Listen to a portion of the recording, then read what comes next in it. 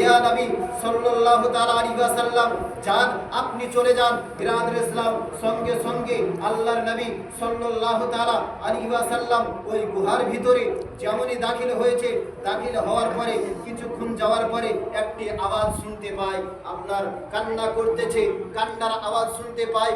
সঙ্গে সঙ্গে আল্লাহ রাব্বুল আলামিন হযরতে জিবরিল আল্লাহর নবী সাল্লাল্লাহু তাআলা আলাইহি ওয়াসাল্লাম হযরতে জিবরিল আমিন আলাইহিস সালামকে ডাক দিয়ে বলে, যে আল্লাহর ফেরেশতা জিবরাইল, এই আওয়াজটা যে শুনতে পাওয়া যায়, এই আওয়াজটা কাদের? সঙ্গে সঙ্গে আল্লাহর ফেরেশতা হযরতে জিবরিল আমিন আলাইহিস সালাম দুনিয়ার বুকে আপনার নবী পাক সাল্লাল্লাহু তাআলা আলাইহি ওয়াসাল্লামকে বলেন, ইয়া রাসূলুল্লাহ, ইয়া হাবিবাল্লাহ নবী গো, এটা হচ্ছে অন্য কোনো আওয়াজ নাই, এটা হচ্ছে এই জাহান্নামী ব্যক্তিদের আওয়াজ। জাহান্নামী ব্যক্তিদের আওয়াজ, যারা দুনিয়ার বুকে আল্লাহর নিয়ামত নিয়েছে, আল্লাহর নিয়ামত ভক্ষণ করেছে, আল্লাহর নিয়ামতের উপরে আরোহণ করেছে, চলাফেরা করেছে। আপনি আমি যদি দেখতে যাই তো দুনিয়ার বুকে যত কিছু রয়েছে সমস্ত কিছু আল্লাহর নিয়ামত। আপনার যে হাত রয়েছে, কেউ যদি আপনাকে 5 লাখ টাকা দেয়, আপনি হাত দিবেন? দিবেন না। আপনার পা যদি বলে যে 10 লাখ টাকা দিব, তোমার একটা পা দাও, দিবেন না। আপনার যদি কোনো ব্যক্তি বলে যে 15 লাখ টাকা দিব, তোমার একটি চক্ষু দান করে দাও, দিবেন না।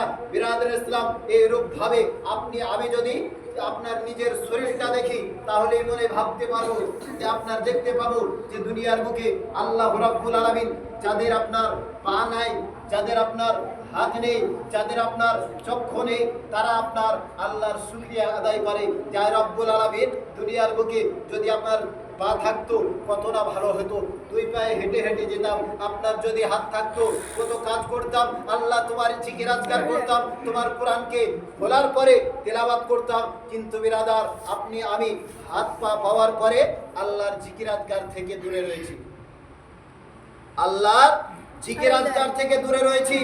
বিরাদর ইসলাম, এই আপনার লাইলাতুল কদরের রাত্রিতে আপনার সব চাইতে আপনার যারা আপনার দুয়ার আল্লাহর রহমত থেকে বঞ্চিত থাকে, তাদের মধ্যে হচ্ছে 9 শ্রেণীর মানুষ যা আল্লাহর বরকত থেকে দূরে থাকে।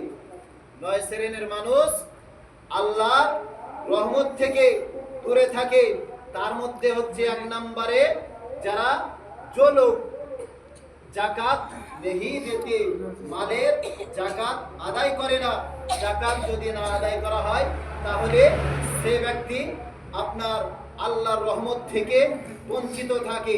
বিরাদর ইসলাম, এই গ্রামের ভিতরে অনেক মানুষ রয়েছে যে যাদের উপরে নামাজ আপনার জাকাতও ফরজ রয়েছে, হজও ফরজ রয়েছে। রয়েছে কি রয়নি?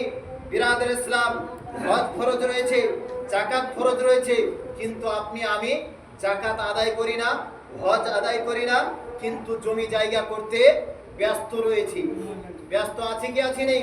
আপনার নিজের সন্তানের জন্য এত কষ্ট করে রাত ও রাতকে না মনে করে, দিনকে দিন না মনে করে আপনার চেন্নাই, কেরালা, বোম্বাই